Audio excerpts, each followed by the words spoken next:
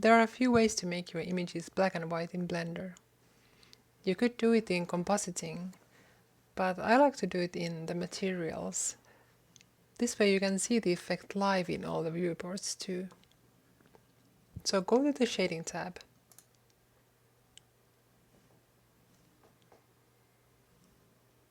And select one of your materials. To simply get a black and white shader, press Shift A and add a hue saturation node just before the base color input to your shader. Now drag the saturation to 0, and here we go. We have a black and white shader. Now add an RGB curves node just before this. We will use this later. Select both of these these nodes, and press Ctrl G to make a group. This way we can reuse these nodes in all of our shaders. Now press Tab to exit this node group view and rename your node group. I named it black and white. Now go through all of your materials and add this node group with Shift A and search for the name. Add it just before the base color like we did.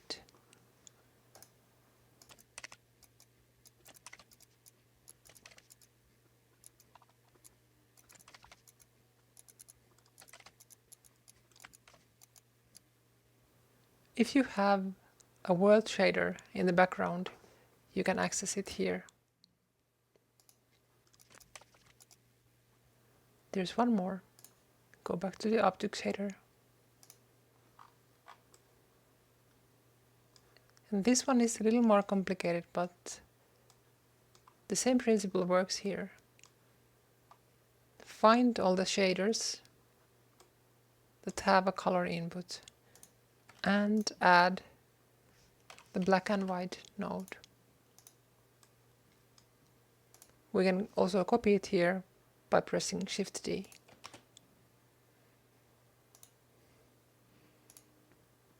And here we go. Now it's all in black and white. The next thing to do would be to make the shades a little more realistic. In the early days of photography, they didn't use film, they used so-called collodion plates.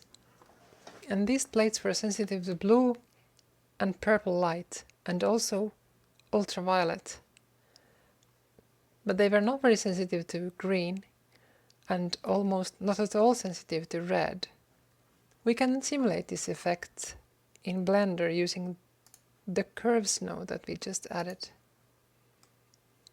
So find our black and white node and press Alt to edit it.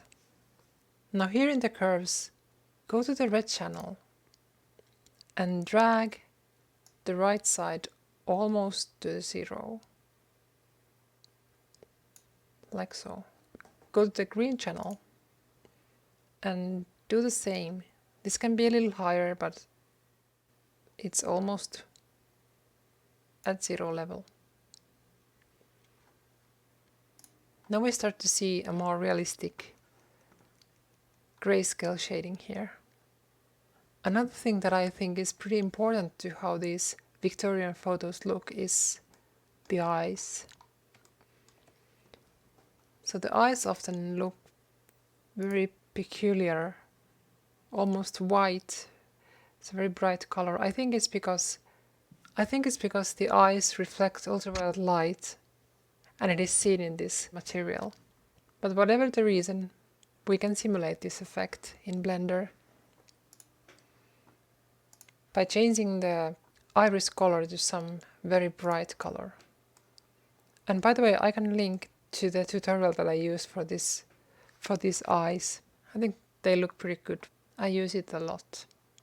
So go to wherever you have your eye color and set it to a pretty light color.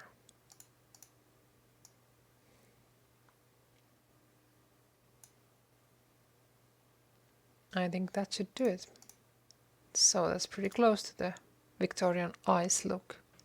Next we can do a bit of color grading on this image. So go to the Render Properties tab and select Use Curves here.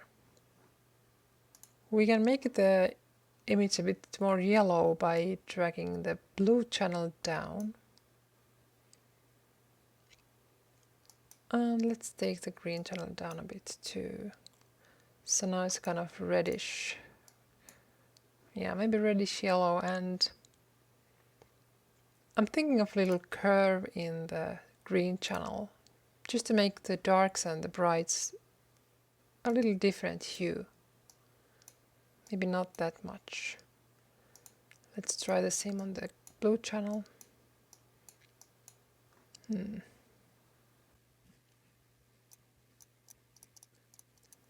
Yeah, so I'm thinking more of a reddish hue for the darks and a yellowish look for the brights.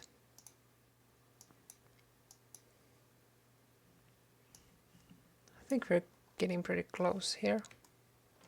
Now for a final touch you could do some compositing, so render the image.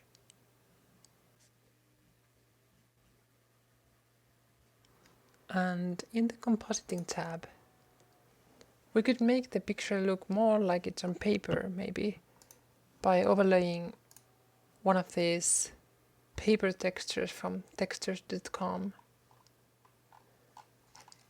So add an image and open the texture.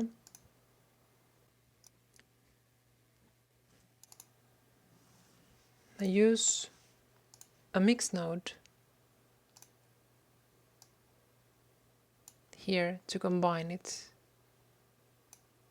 with our image. And for the mixing method we will select multiply. The effect is a little too strong, so we can take this factor down. Maybe this is good. So you can see these little paper-like patches everywhere. You can also play with the color management settings here a bit more in the Render Properties tab.